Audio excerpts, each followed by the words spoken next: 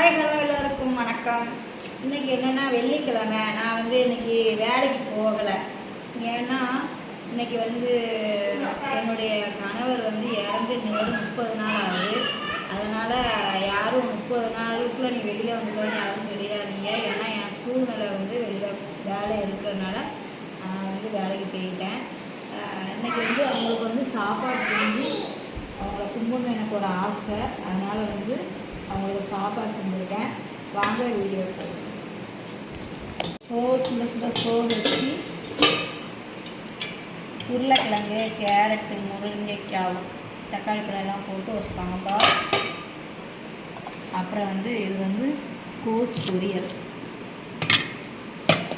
அப்புறம் இது கொஞ்சம் வெண்டைக்காய் பச்சடி. அப்புறம் கொஞ்சம் பாயாசம், பால் பாயாசம். அப்புறம் இது கொஞ்சமாக மாங்காய் ஊறுகாய். அப்புறம் எனக்கு பிடிச்ச மாம்பழம். எனக்கு சாம்பாருக்கு மாம்பழம் சாப்பிட பிடிக்கும். அதனால் மாம்பழம் எடுத்துப்போம். அவ்வளோதாங்க.